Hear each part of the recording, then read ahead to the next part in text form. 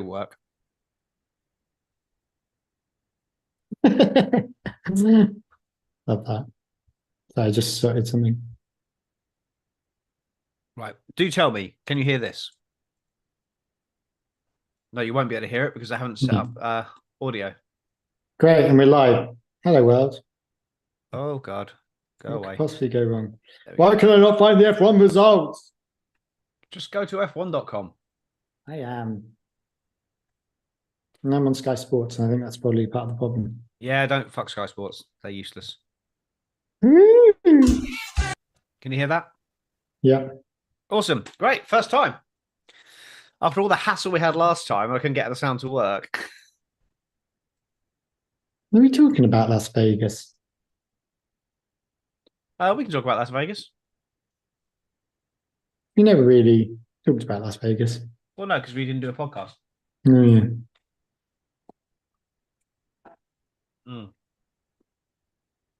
Damn you, Emily. That's good cake. That's good cake. I don't even need to go onto F1. It's on Google.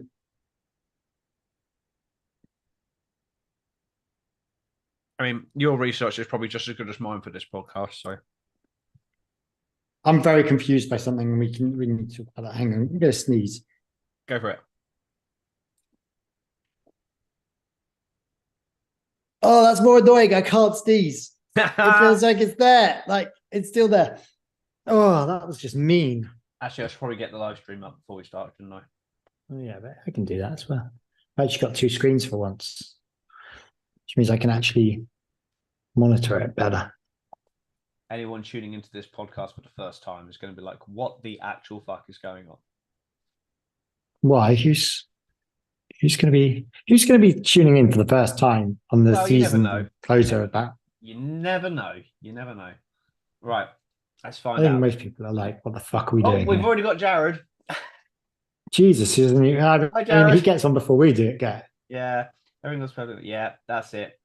I literally, basically, Jared, I've just I came in from meeting somebody. They gave me some cake. Very nice cake. I'm getting bits all over my desk. I had to basically. I want to go to meetings where you get cake. Yeah. I just basically had to build my office because my office was just. And do you know the irony? Go on. Was I was on a lot earlier than you were. I that's why I'm under so much pressure because I got an email saying Carl has joined your Zoom chat. And then you kicked me out. It's like, yeah. Oh, I'm all glitchy. I'm very glitchy. In fact, you're right. No, it might be me. Let's do the obligatory speed test. Let's shut that down. Why? It's definitely me. Yeah, I'm up in the 20s, so it's still not great, but normally my speed's quite good here. Right, should we start? Yeah, hopefully it's not going to be too glitchy. That's worrying. The speed test is even slow. If your internet speed is so slow that the speed test can't run, then you know you're in trouble.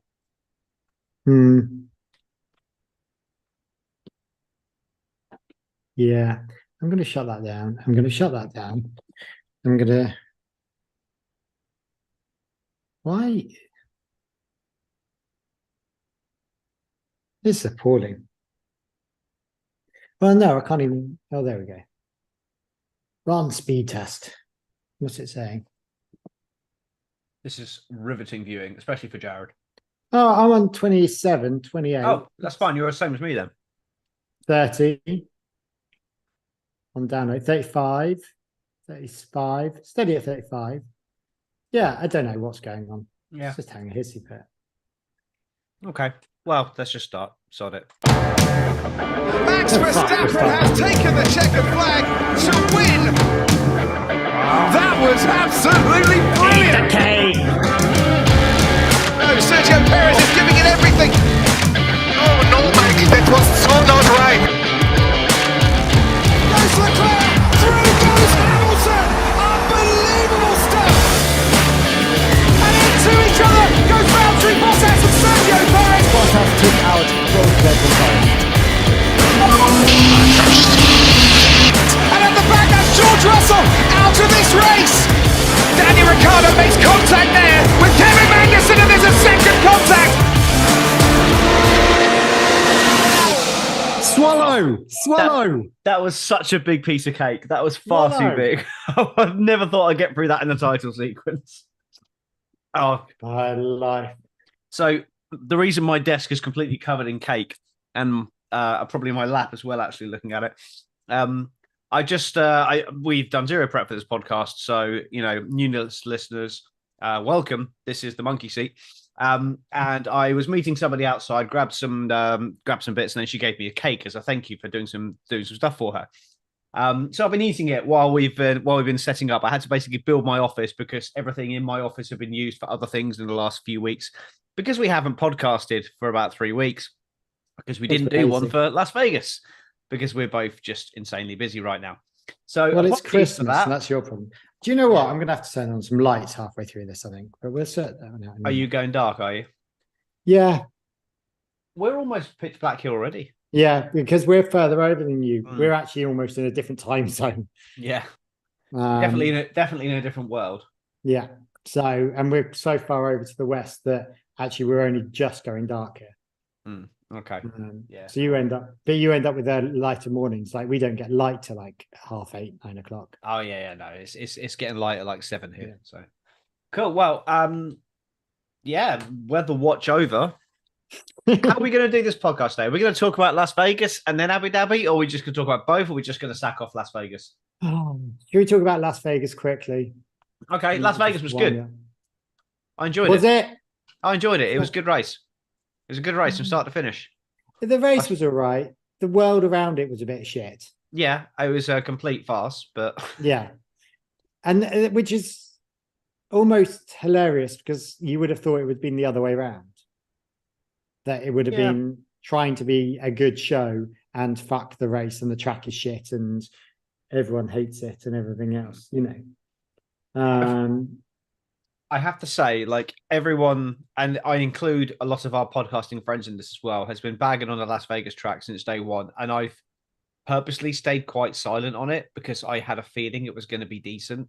And I didn't want to put it just looked like an upside down dead pig, which was the only thing. I know, but it doesn't matter what it looks like. It matters what a race is like. And I mean, I know I was the same people that were criticizing the layout of the proposed Miami Grand Prix when it just looked like a giant cock. But that obviously never came to I be never saw that. Yeah, well, it never happened anyway. But yeah, I was kind of purposely staying quiet on it because I had a feeling it would actually be a decent race. But it's not because it's a decent track. It's not a good track. It's a good race. And there's a difference between a good race and a good track. Yeah. Like Silverstone is the great medium of a great race and a great track. Then you got like Apart Spa. from it's in the middle of fucking nowhere. Spa, amazing track, normally a shit race. Yeah. Suzuka, great track, not always the greatest race, but the weather does throw a huge amount into it. So like this was a good race. It's not a good track, but I had a feeling that the layout would make it because it's just bonkers. It's just a bonkers racetrack. It's just completely different to anything else out there. And I think that's what we need, a bit of variety and a bit of bonkers makes for good racing. Bonkers. Don't say that. They'll get, what's his name out there? Don't know what you're talking about. Bonkers. Oh, who does bonkers? I don't know. Who does bonkers? The song bonkers. Anyway, think about. No, I don't know. Oh, see, are we both wearing our Christmas jumpers? We are. Yes, I'm the greatest snowman. Yes, and I'm a jumper that I wear at Christmas. What? It's a jumper it's my Christmas jumper. It's a jumper that I wear at Christmas. Okay. I don't own a Christmas themed jumper, so this is my Christmas jumper. I own the F1 one. I should have worn that. Actually, it's in the wash. Season review. We'll do a season review, like / driver rating. I like that you throw this. I like that you throw this out. We're just doing a season review. That's just been dropped. Yeah, we'll I do thought it. This was it. I thought we were going to give up. Okay. Now, I reckon we should do a season review or something like that. We'll do that around Christmas, New Year. Okay. And maybe in between them. Yeah. Hopefully it'll be calmer. Yeah. When is Christmas this year? Is it on a Saturday? Christmas Eve is on a Sunday because I have Christmas Eve off for the first time in about 8 years. Oh, nice. That's nice. And then you get Christmas Day off. Yeah, and Boxing Day, and then I'm back to work. Nice.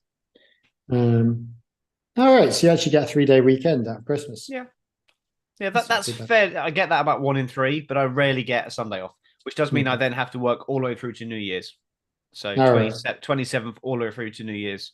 Yeah. I get New Year's Day, but I have to work every other day in between All the right. years, which is a bit annoying. Yeah. But there we go. There No, we Jared, go. you do not. Jared, you do not need to chip in to buy me a Christmas jumper. Yeah. So yeah, I mean, back to Las Vegas and the F1. Mhm. It was grand. Like, I mean, the show was shit. Everything else was shit about it. The track, obviously, like everyone was going mad about how it was farcical with the manhole cover. No, what was farcical is they kicked out all the audience that had been waiting there. The timing of it just seems mental. Like, it's mental for everyone. I don't know yeah. who it's aimed at. It's mental for the Americans because they don't finish the race till 1 o'clock in the morning or whatever. That race it's isn't aimed at mental, America. but it's not aimed at us either because it's too early. Yeah, well, there's enough races around us. Let's be honest. So who's it aimed at? Which country is that actually aimed at? Who is in America? I think, to be honest, in the middle of the sea at 7 o'clock in the evening.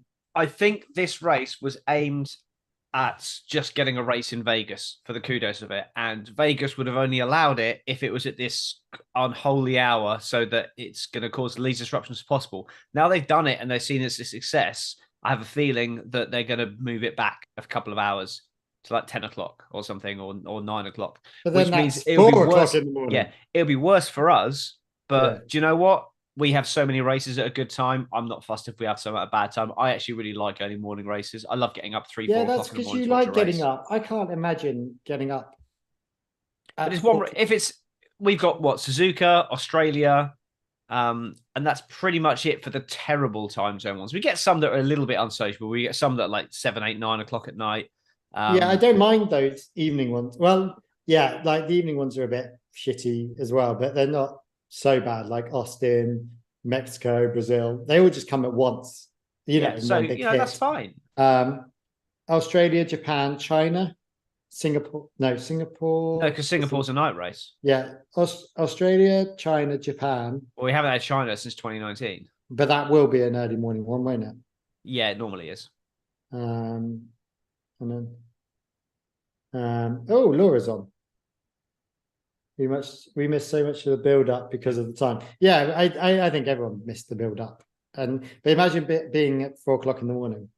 Like, that's going to be horrific if they're bringing that back to 10. Do you know what? Like, I know I keep preaching about this. I'm going to preach about it again.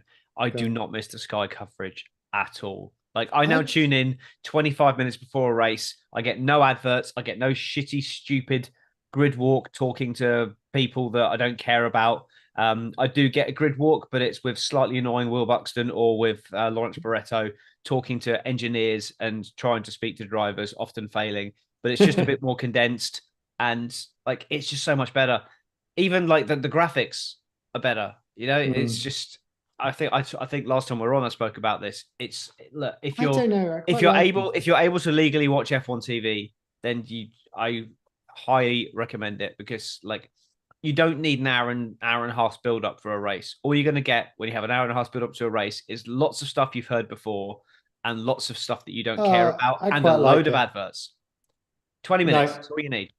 No, I like the build up. I like the busyness of it. I like sitting down and having a full afternoon of stuff to watch. I like it. I like doing it, and I would always go for more F1 content, but I'd rather have an extra analysis than the extra build up. I don't I turn off after the analysis of after the race. I have been mostly this season, because like all I need to analyze is just like, yeah. Great, Verstappen won again. Yeah, for the 19th time. Spoiler alert. Yeah, I get bored. I do. I'm with Laura. Sorry, and I prefer the Sky F1 presenters. I quite like Rachel. I quite like Jensen Button. I quite like Bernie. There's quite a few that I quite like there, and at least they have one of those on. Do you know what? James Hinchcliffe is actually quite a good commentator, as a quite a good analyst. I quite enjoyed having him. He's certainly better than. I mean, I'm not as against Danica Patrick as a lot of people, but he's certainly better than Danica Patrick. And yeah, there's a lot of stuff about. Oh, it that I anyway, like. A dog is better than Danica Patrick. Yeah, but as well, they've been having Jolyon Palmer and David Coulthard on her a lot recently as well, as well as Alex Jakes. So it's a really strong team there now. It never used to be. It always was a bit slapdash, but it's now actually a really strong team. I quite like who's your female presenter? Laura Winter. Linda Winter. She's quite good. Yeah, she's good. And seems to know what the hell. So I really like Sam Collins as well, doing the technical analyst. Mm-hmm. He's really good. So is he the guy with the afro? Yeah, he's very good. So like I generally find I just find it easier to watch than the Sky coverage. I find gotta love Martin Brundle, love the guy to pieces, but I don't think he's that relevant anymore. And I find some of the stuff that he says is very preachy, and I just find him a little bit annoying. So I've kind of moved beyond Martin Brundle now. You've just got into geek. Yeah, you say that, but then you've gone into geekdom. That's where you've gone into the F1.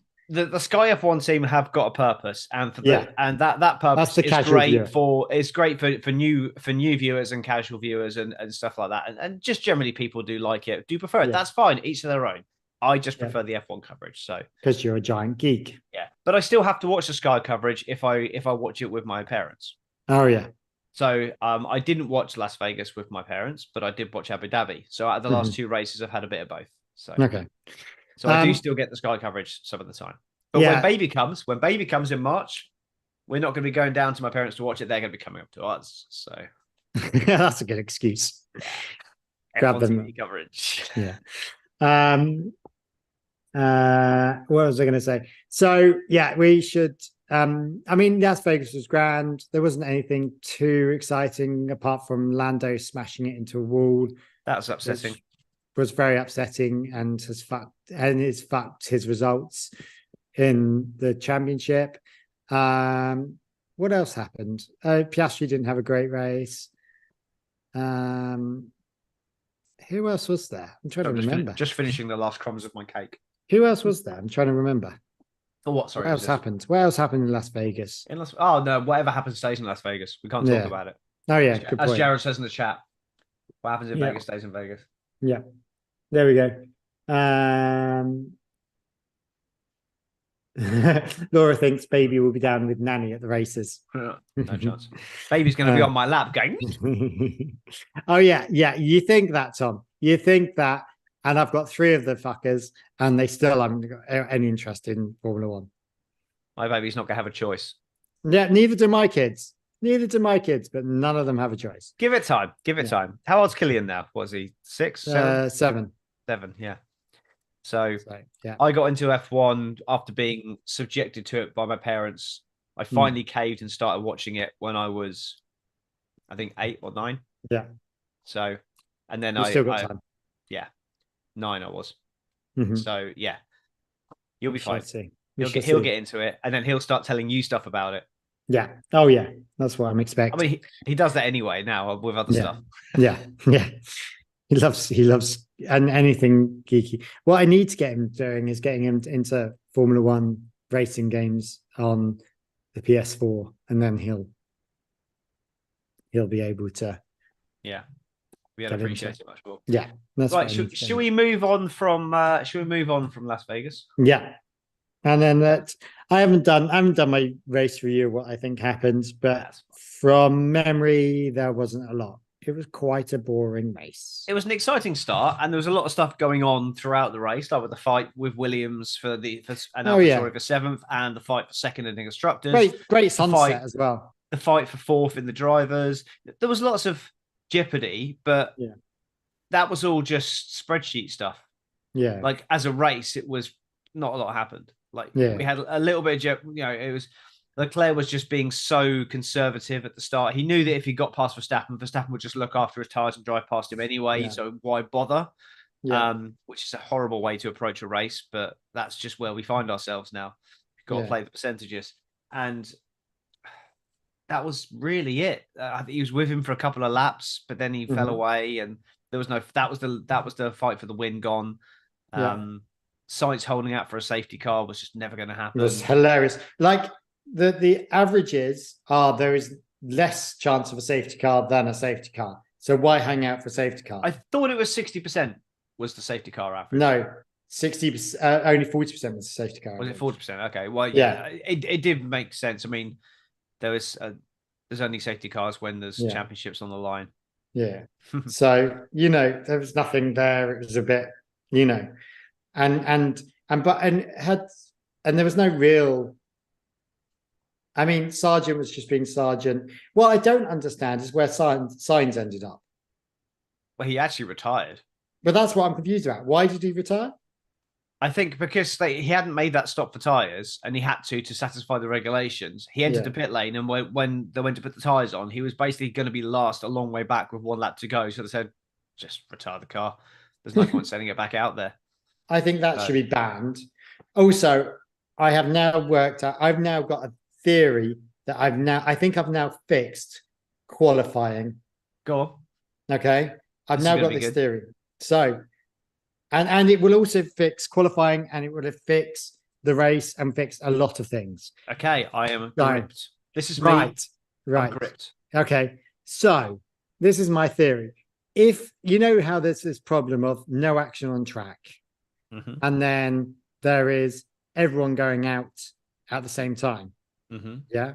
So my theory, and then my theory is that if you that we should do time, so between 1 and 20 minutes, say, and a car has to go out every minute, but the car has to go out every minute from championship order from first to last, which then means that the track progress. Have I stopped here? No, Tom stopped. Okay, Tom's back.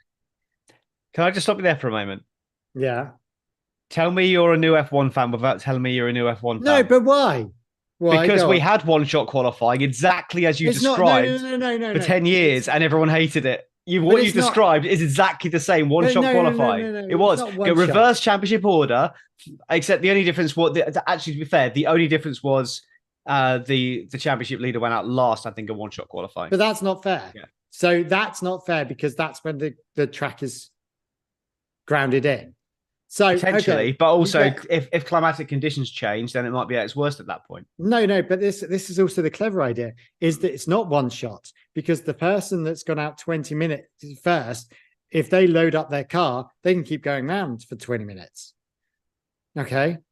So it gets busier, the track gets busier and busier. Oh, I see what you mean. Okay. So it just means that you get cars on track, but the track gets busier and busier, which actually slows down the fast cars. But it also gives them an advantage. But it also means that, it means that the fast cars get slowed down. They have to do their shot in the first time. But it also means that once the back of grid comes out, they have the perfect gridded thing. Okay, there's plenty of cars on the track, but they can only go out and then come back in. So they can go around as many times as they want. They can fill it up. But they have to go out in their slot. Or you send them out at 5 car times. So the first 5 cars, then the next 5 cars, and the next 5 cars, and the next 5 cars. There is a theory around this, and I think it is something, but I can't quite.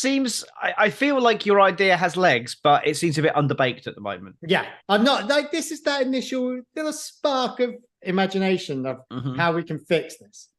But the thing is, I don't feel like qualifying is the problem. I think qualifying is but qualifying is the problem. No, qualifying is the problem, because you always say, and rightfully so, the reason why the races are shit is because we line them up from the fastest to slowest, and you wonder why the fastest is at the front.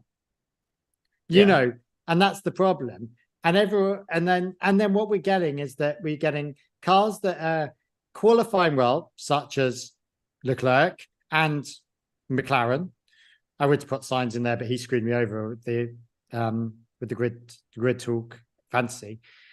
Who do quite well in that, and then we wonder why he's flying ahead, and it's a bit like you can't do qualifying laps. Like the qualifying is a separate race almost. And then we wonder why that we set the cars up at the fastest to the slowest, and wonder why what's his name? I don't want reverse grids. That's not what I'm saying. Yeah. But I want more of a challenge for everyone or equal footing. Well, if the purpose of qualifying is just to mix up the grid, then I don't see why you would even bother having qualifying, because it's not what it says on the tin. Then I would rather we just did something else instead of qualifying, like we just did a qualifying race, like a sprint race, but a qualifying race of some description. I'd rather we did that than we did a qualifying session that is just designed to create chaos. Yeah. Because otherwise it's, as long as it's the same for everyone, that's the thing. Like, I don't mind having a chaotic session so long as everyone gets equal chance. And if that is, but like one thing that annoys me as well. Some rule about coming out or doing stuff, because they all come out at the same time, and that's where it causes the problems. And then everyone moans about it, and it does get boring. Yeah, but like one thing I that has been annoying me recently is this whole minimum lap time on an out lap, and then they're just backing it up in the pits instead. They're just moving the problem. It should just be a case of you, as soon as you leave your pit box, you have to get to the pit exit line in X amount of time, which is predetermined depending on what team you're at, and then within 5 seconds of the speed limit run from your pit box, something like that. I don't know how you work it out. And then the minimum lap time around the lap as well. So that means you have to stagger your leaving time. So you have to stagger when you're leaving your pit box. You have to judge when you leave your pit box. Basically, if you've ever played F1 Manager, it's like what you have to do on that. When you play F1 Manager, if you want to make sure you're the last car out on track, because you're not physically driving the car, you can't gauge the speed. You've got to time it so that you leave your pit box at the right time. Because you can't then back up. You can't instruct your car. You can't instruct your driver to back up. They just go if it means that they are right behind someone, they'll do their qualifying lap right behind someone because they're idiots. Yeah. So that basically that's what you do. I think that's the way to do it. You have a set time. So like if you're first, then you have to be at the pit exit line within 20 seconds, say. Second, 24 seconds, third, 26 seconds, however it works. I don't know what it is. Yeah, but you can't back up. Yeah. Yeah, you have to leave your pit box, accelerate to the pit lane speed limit, and exit within 5 seconds of that time. So you can adjust your speed a little bit to give yourself a little bit of space, and then you've got a minimum lap time from there as well. That's what I think you need to do. Yeah. It's you've gone all echoey. All right. No, is that better? Yes. Oh, weird. I turned up my mic volume and it went echoey. How funny. Yes. Like I just don't get the qualifying always confuses me, and I don't know how best to do it, but I don't know. I would rather fix the races, to be honest. How would you fix the races? I don't know, but I would rather the races got fixed. There are far more intelligent people than me who get paid a lot. But of money. what are you trying to fix? Well, the racing itself is not too bad. It's the spread from first to second that's the problem, and the tires are the problem, I think. Okay. Because the tires are getting pointless. When you've got, I mean, the trouble is, because you've got so many different types of surface, so many different types of track, some races are absolutely fine. Don't touch anything. And then you fix your problem at another track, and then you screw up another track. So, like, we have great race in Vegas. We'll fix the problem with the surface in Abu Dhabi by putting a different set of tires on it, which works better. Then we go to Las Vegas, and they can't fire the tires up, and the races are fast. So, you're always chasing your tail. You'll fix one problem, and you'll create another one by doing that. So we need to find this middle ground, or we end up with 18 different tire sets, or whatever. But surely each track should have a tire that is suitable. Potentially, yeah. But just one set of tires. But the problem with that is that the cars change every year. So then you have a different tire compound every single year, and then you're always going to get it wrong. Yeah, I wonder. But surely the car should be manufactured to the tire and not the other way around. But bearing in mind, everyone has the same. But that's up to them. But if they're that's up to them. But if the tires end up getting shredded, but that's not their problem, is it? Well, it's Pirelli's problem, because that's brand image, and they're not going to want to stick around if their tires are getting shredded. Yeah, but they've got to create a tire that's hard enough that can last a whole race and just stay as.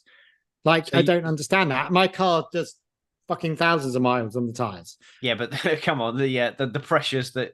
Yeah, but that's what I'm saying. It's that. Well, yeah, reduce the pressures. No, what I mean is, as in the pressure those tires are put under by the cars, not the tire pressures. No. Yeah, and I said, I get it. Reduce the pressure of the down they're only doing that because they can, and the rules say. But if the rules said you had to match it to these tires for every single race, they'd find a way around it. Mm. Like, I don't change my tires when I travel different roads or different speeds. Yeah, but it's not really the peak performance, though, is it? Yeah, but the wind, like, I could put winter tires on in winter, but who does that? Not many people. No one. Yeah, precisely. So, like, it's not that we should be changing our tires. Like, they should just have a tire that works, and then the car has to work to that tire on all tracks, and it's up to changing the downforces and things to make that work. It's not that Pirelli should be creating a tire that doesn't work, that it's going to shred. It's the car manufacturer should make sure that the tires are correct, the work on their car. That seems like the obvious option, It's difficult. It's difficult. And I understand you can have different compounds and things and changing tires halfway throughout, but this whole changing tires, the problem is they're designed to disintegrate, these tires. Not as much as they used to be. That was the case before. Sorry, they are, because you have to change them. If they weren't designed to disintegrate, yeah, I mean, why don't they just everyone stick on hards and go for the whole race if they didn't have to change the tire and disintegrate? Well, just because they wouldn't get the temperature in them and they wouldn't get the purchase and the grip, because they always want to go for the better grip. Yeah, but they'd rather have a grippier tire that will be a second a lap quicker and then change them halfway than stick on a side that you'll get no grip out of it. And you'll run the full race on it because your overall lap time, your overall race distance. I'm sure if you didn't put so much downforce onto it, you would have the tire would last longer, but the car would be epically slow. It's just finding that middle ground. Yeah, but that's the thing. But it won't be epically slow because they're fucking amazing engineers and they'll work out a way of making it go fast. Yeah, that's the whole point. Is the challenge that you can fucking put a jetpack on the back of them, and fucking make it go fast. Yeah, but then as soon as you take one corner, the tires are shred. Yeah, but that's the thing. You can make things go fast in a straight line. You can make them go round corners fast. It just needs to be. Well, they need to just manage it and look at sort of. No, I agree. I agree. In the chat, I agree with Jared. Says 6 compounds should be enough. I think it should be enough. I don't think you have a different tire for every race. I think, but why do we have 6 compounds? Let's just have 3 compounds and let it be. The problem I think 6 is fine because we go down this route of soft, medium, hard at every race. When it used to be hyper soft, ultra soft, super soft, medium, hard, super hard. It was just like a new fan coming in watching F1. Oh, they're putting on the super soft. Oh, now they're switching to the ultra soft. Well, which one's the softer compound? No idea. Yeah. Oh, now they're putting on the hyper soft. Yeah. It's like it doesn't. But why didn't they just have 3 compounds? Hard, medium, soft, full stop for all the races. I don't understand. I think the problem with that is that at some races, like Monaco, where you have absolutely 0 degradation, you'll have the softest possible tyre and it'll still pretty much last a race. You put that tyre on at Silverstone, you'll get 3 laps in. You'll end up with 18 stop races. But what is it? Is it the track that's killing it or is the road surface? It's a mixture of it's the surface and it's the loads. Because all surfaces should be equal, surely. No. They should make those. Well, no, because you've got different, depending on the weather conditions as well. You have more don't get me started on the fucking wets. You have more abrasive compounds, like in Bahrain, it's very abrasive compound because it's got the cuts in the asphalt, which makes it a very abrasive track surface, but incredibly grippy. Mm-hmm. And then you've got other tracks where it's just very slippy, like Las Vegas, very, very slippy. Those tires will last forever because they just won't wear out. Tom, when did I turn into that sad geek where I sat talking about fucking tires for 20 minutes? Should we not talk about tires? Let's talk about something else. Fuck my life. Let's talk about something else. Oh my god. The race. Okay. It was dull. Nothing happened. Nothing happened, and nothing went anywhere. I mean, there was a few bits of interest in there. Lando Norris fucked it, or the team fucked it. I can't work out which. I think George would have been ahead of Lando anyway. He would have been ahead of Lando anyway. He had better pace. Yes, Lando was ahead on track, but the Mercedes have much better tire wear. George would have found his way past Lando eventually, so I don't blame McLaren for that. Yes, it was a bad pit stop which gave him the position, but it wouldn't have made a difference to the end result. I don't think. The only thing it might have done was Perez may have been further ahead than George Russell than he was Oh, because I'm as a so glad result, Russell didn't get third. I thought that was going to happen at one point. I was like, for fuck's sake. he did get third. Not legally. He just got it because he's fucking lucked out. Well, yeah, he got it because Perez got the penalty. Yeah. Yeah. Yeah. But I don't think he won that rightfully. And well, this, I get your point and I know what you're going to say. So don't even bother saying it. But it felt annoying that Perez gets the penalty and it doesn't help the person he smashes into. And don't say it. I know you're going to say it. What am I going to say? That you're going to say, oh, yeah, you have to, the penalties for the instant, not for the result. Well, there was some line that you always say there. And I agree with that, but it is annoying. Like, Yeah, I think the penalty system is a bit broken. And to be honest, that collision with Norris. Could you do the opposite and add 5 seconds to Norris? Do you know what I mean? You would take 5 seconds off Norris, you mean? No, take 5 seconds off Norris. Yeah. If that makes sense. Yeah. I mean, it's possible, isn't it? But it's still the same result, isn't it? It's still the same. Because it would have changed everything. No, it wouldn't have done. It would have because if Perez didn't get a 5 second penalty, then he finishes on track in second place because Leclerc let him through. But he probably wouldn't have let him through, though, to be fair. No. But then if Norris gets to 5 seconds, he just pushes up closer to Russell. Perez still doesn't get punished for that. Yeah. So Norris gets thwacked by Perez, and then Perez doesn't get punished. Yeah, well, Perez hasn't got punished anyway. So well, he has because he lost second place. He lost second place to fourth. I know, obviously Leclerc let him through for second, but he lost third to fourth. So, and that is the rare situation where the penalty actually did do its job.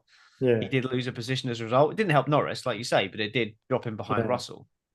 Which I just feel like there must be something. Yeah, I was a bit annoyed because if Perez had stayed behind Norris, then Norris would have finished fourth in the Drivers' Championship. Yeah, would have beaten Fernando Alonso. I think I have to agree with Jared. 5 seconds isn't enough nowadays. But is that just because of is 5 seconds not enough, or is that just because of the era of Max Verstappen? I think, to be honest, for stuff like that, I don't think a 5 second penalty works. I think it should be give the position back for those. I know we've done this before, but a 5 second penalty for me, like, it's too easy to spend that penalty. So it's like if you really can't get past someone, but then you just overtake them off track and then get a 5 second penalty, but pull out a 6 second gap and then just drive off into the distance. I think it should just be give the position back because then everything's equal. And then if someone else is overtaking them, tough. You have to give back 2 positions. That's your fault for the infringement. 5 second penalty, it just becomes a game of mathematics at the end. Yeah. So I would rather that it just went back to giving the position back. If somebody in the position where someone collides with someone else, one person ends up retiring from the race or gets damaged and has to pit, then you can't get the position back there. So then the 5 second penalty is applied, or 10 second penalty, or drive through penalty, whatever it is. But I do think that it's a bit. I think if something is done that's considered to be dangerous and reckless, then it should be a bigger penalty. If it's just something like a touching wheels, 5 second penalty is fine, or giving back the position is fine. But I don't like it when they, someone spins someone out of the race and then they get a 5 second penalty for it. It doesn't really sit right with me. No, but this doesn't make any sense. Yeah. Anyway, so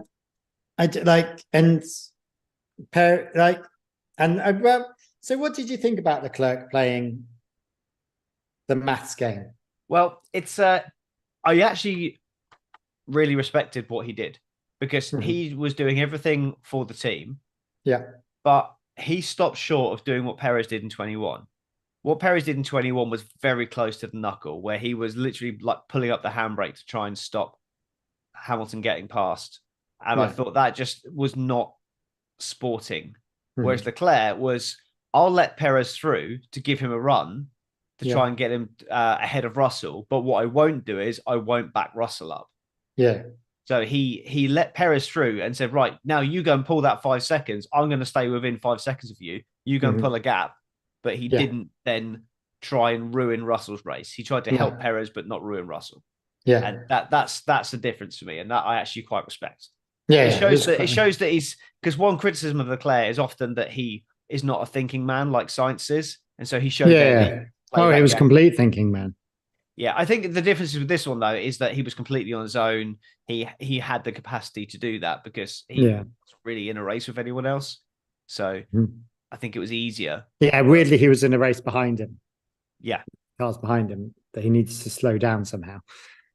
And plus, I think Ferrari were discussing in depth before the race, if these are the positions, this is what will happen in the constructors. So I think there was a lot of there must have been some maths going on as to who's wearing what, because the constructors was in flux throughout the whole race. And and what was really annoying, I don't know if you watched Sky, was like they were showing you where the points were at the moment, but we knew that Sainz had a 5-second penalty. Yeah. And it was just like, well, no, that doesn't make sense then. So that maths is wrong. Yeah. So it's not really live. That's the wrong live. Although it's live at this current second, but he's not going to do that because he's not, and it was just like. I was doing like mental gymnastics trying to figure out what it was. And then for me, I was trying to work out where Lando was as well. I was trying to work it all out on the fly. And then for me, it was going into the last lap. I was convinced that Hamilton had to pass Tsunoda or Ferrari would get second. Yeah. And then when he threw it up the inside, I thought, yep, they've done it. And then obviously he oversteered and then Tsunoda got the position back. Yeah. And then I'd completely forgotten about the fact that that Perez dropping off the podium would then give Russell the extra points. Yeah. That just completely gone past me. I don't know why I hadn't considered that. So that's when I realized actually, no, it does work. So I was thinking more about the Russell gain in points. I forgot about the Perez loss in points. Yeah. I was trying to play the Lando Norris game. And then Alonso comes out of nowhere. I was like, oh fuck, I forgot about him. And jumps. I was like, for fuck's sakes. Yeah. Like, I don't know how he's like the mass of it all. Well, that's where he was at the start of the day. But it was pretty much status quo at the end. But at one point, Lando was up, and then it was all, and Alonso was down. But at the start of the day, that's pretty much finished how it started. Williams maintained their position, Mercedes maintained their position, Alonso maintained his. I think Leclerc jumped Norris in the end, didn't he? Yes, he went up to 5th. So Norris ended up finishing 6th. He was staring down 4th place, which was a just reward for his season he's had. I just think that everything in the season often comes down to one mistake. And I'm glad that Russell sort of finished so far behind. Yeah, he was a fair distance behind in the end, but by his own admission, he had a bad season. Yeah, because he's shit. Can we just stop saying that he's any good? He is shit. Well, he's comprehensively out-qualified and outraced Lewis Hamilton this weekend. And Hamilton's not shit. Yeah, but Russell is shit. He's just generally shit. And I don't know if he did. I just think it was a bad setup as opposed to outracing him. I think Hamilton was just done. I think he realised that the car was going to be pants this weekend, and he was just like, do you know what? I'm done with this car. It's one more race weekend. I'm not going to win the race, so why bother trying? And to be honest, Hamilton has nothing really to prove. Russell still has stuff to try and prove.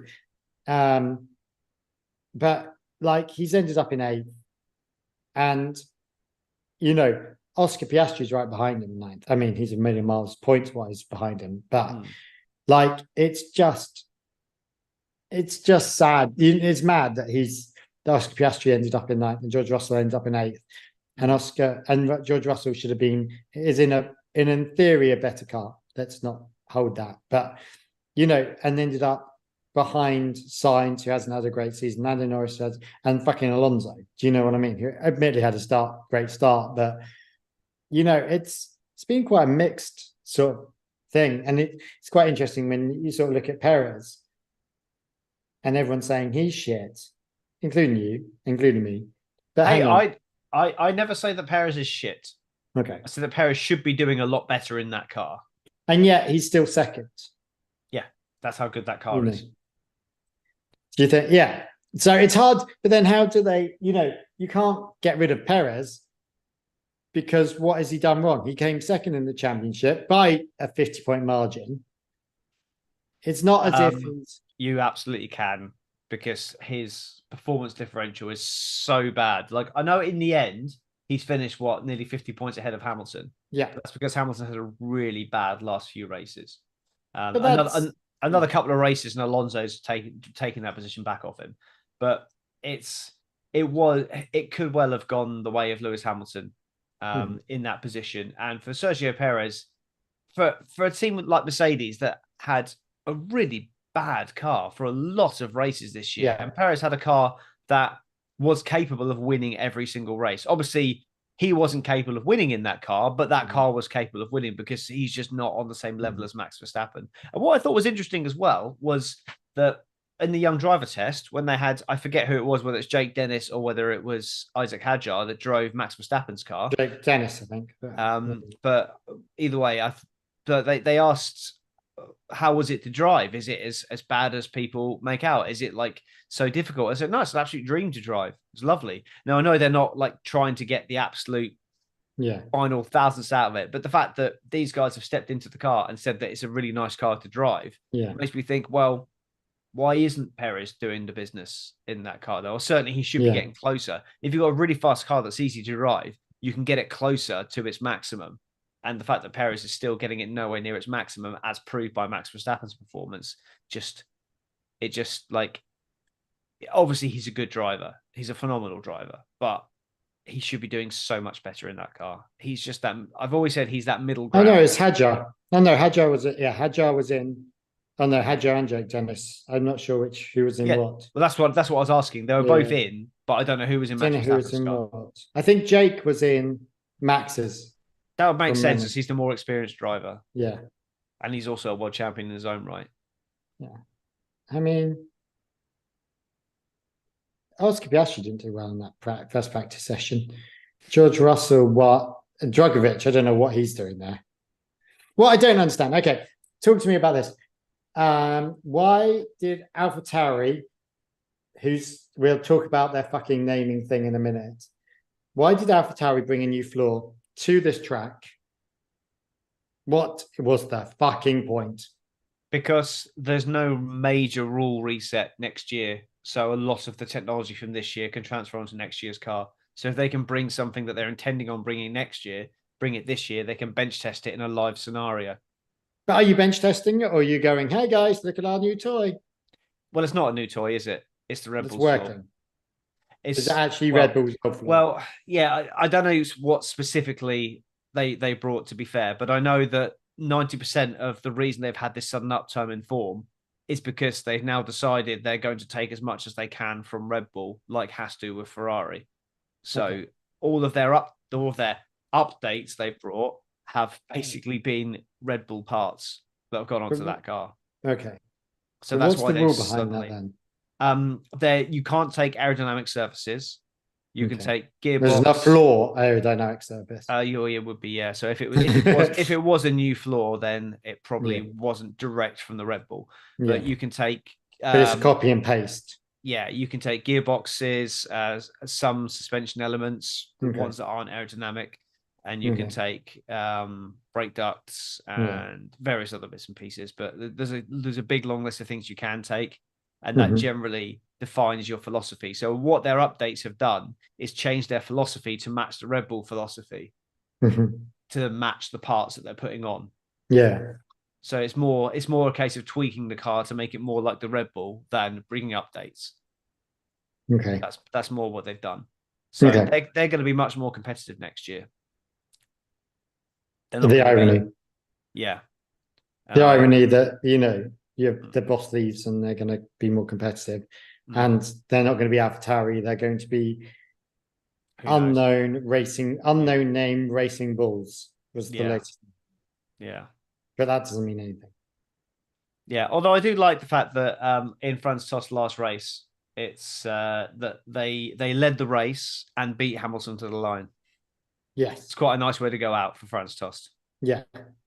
Very fair. And fair play on Yuki Tsunoda. I don't know where I have a problem with this, that him being driver of the day. And my problem is he lost 2 places. So how can he be driver of the day? And I have this problem all the time with people that become driver of the day and they lose places.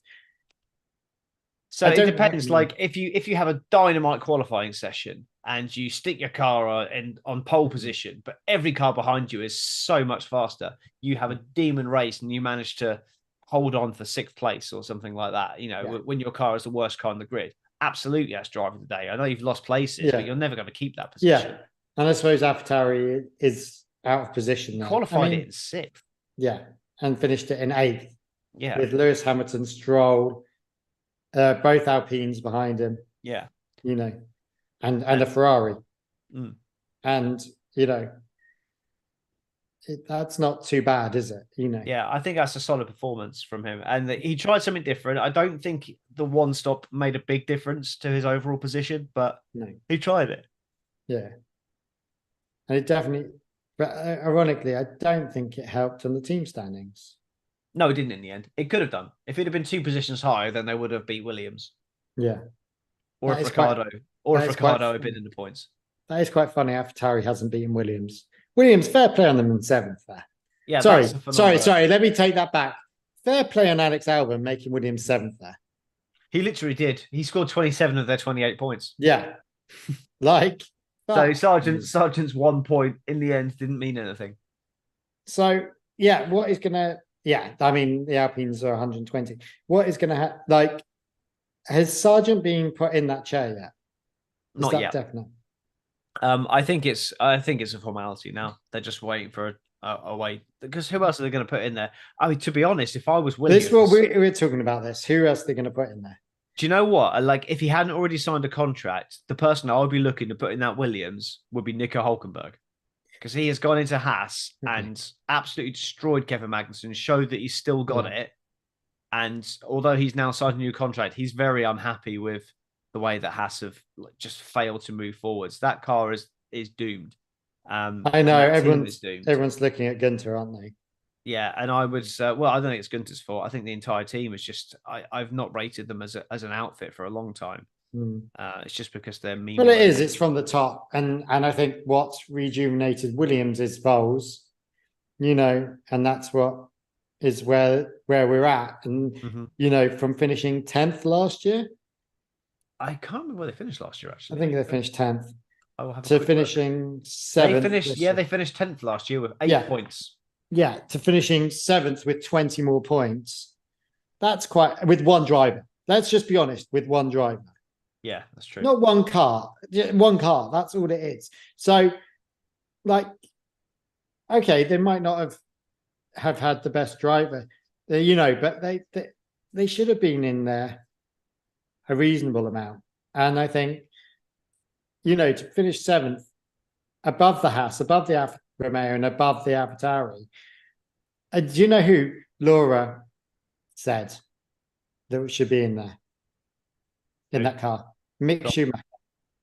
The Williams. And and Laura came up with a very valid point. He's a Mercedes driver who sat there not doing anything, and it would make sense for him to go into that Williams seat and try again.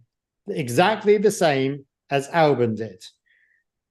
And Mick Schumacher has been doing fuckloads of testing on the old simulators. I think actually, not that he's not ready, but he would be a good person to put in there.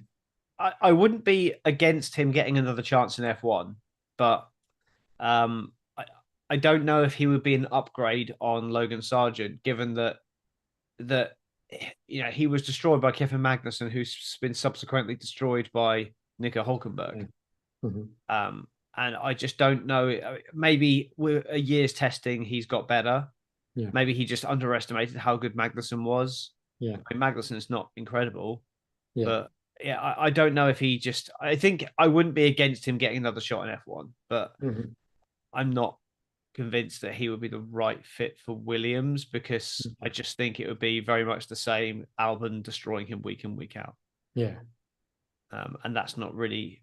I mean, I would prefer to see Mick Schumacher in a seat than, ironically, what I was saying last year was I'd rather see Mick Schumacher than Nico Hulkenberg, because Hulkenberg has a shot, Schumacher hasn't. But Hulkenberg's come back and proved that he absolutely still has a desire. So yeah.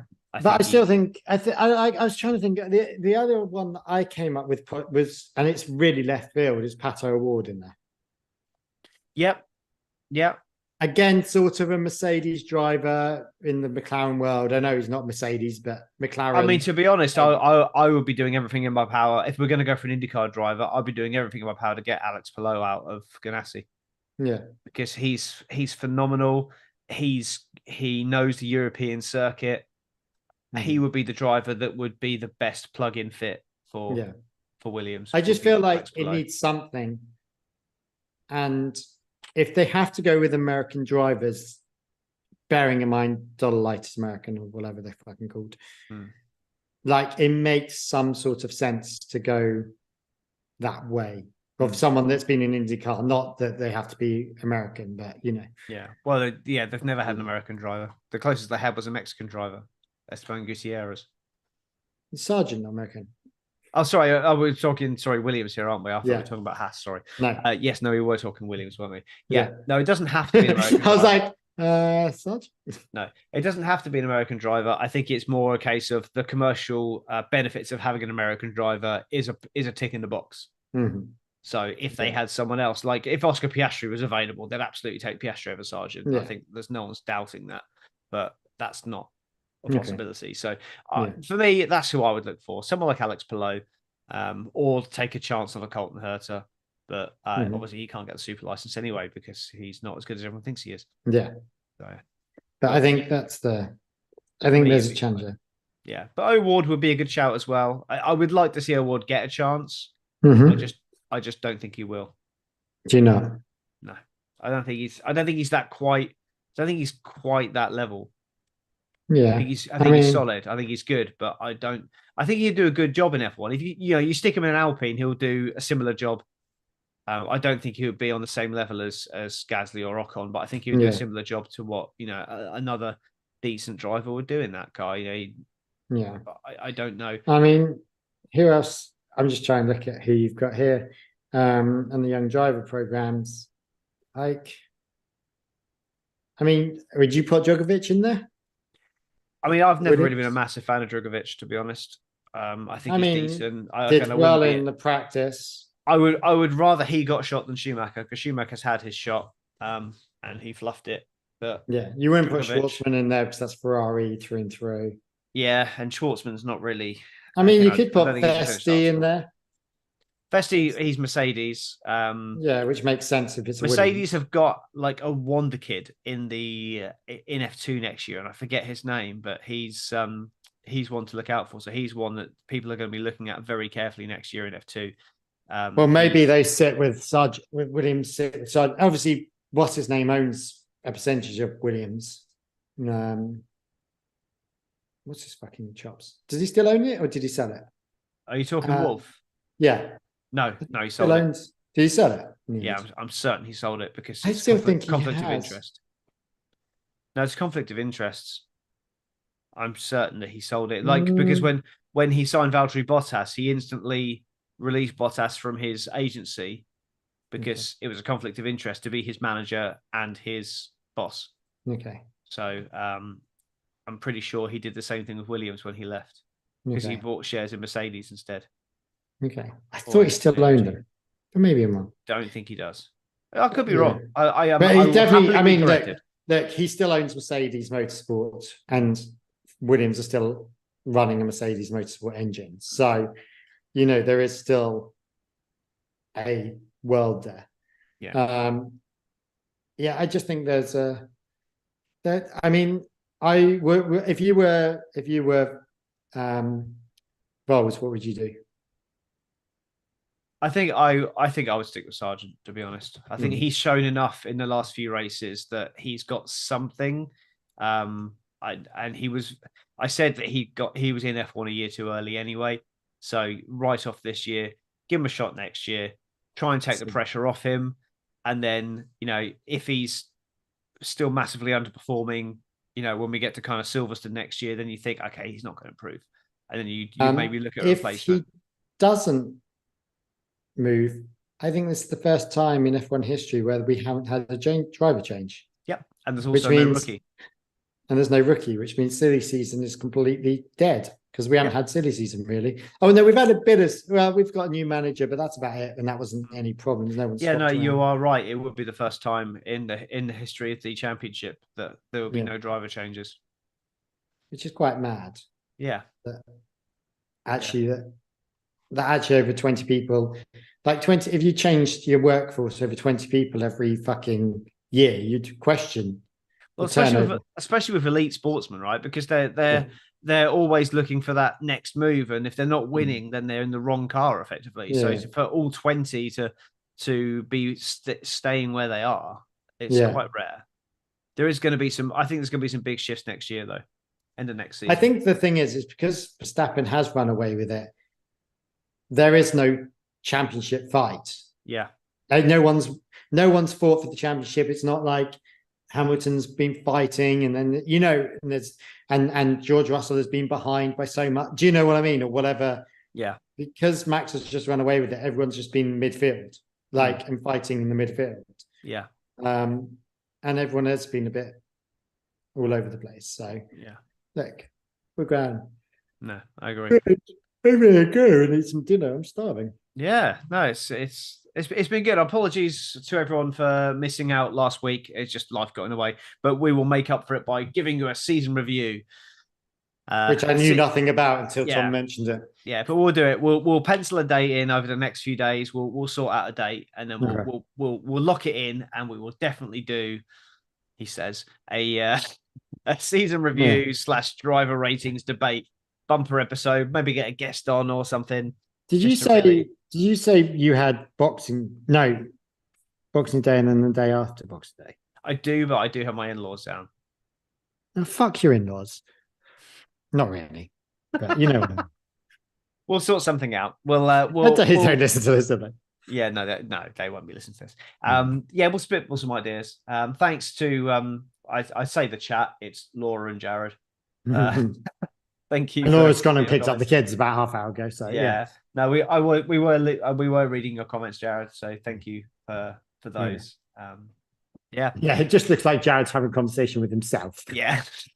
But you came with the points after we'd moved on from the subject because of the time delay. So it's like I'm not going to go back over tires now. It's like I'm bored talking about Schumacher now, so I'm not going to talk about him anymore. So thank you very much. And we'll see you all again soon. See you at Christmas time.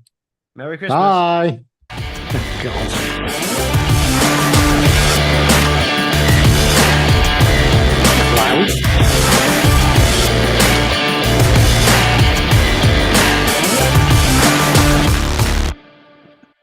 What do you think Toto Wolff's getting Horner for Christmas?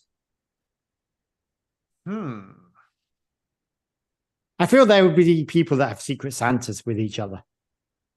Yeah. Maybe a bottle. Probably a rubber duck or something. A bottle of Old Spice or something. Some shares into Mercedes. A new horse. No, he's got one of those. It's called Ginger Spice. Ow.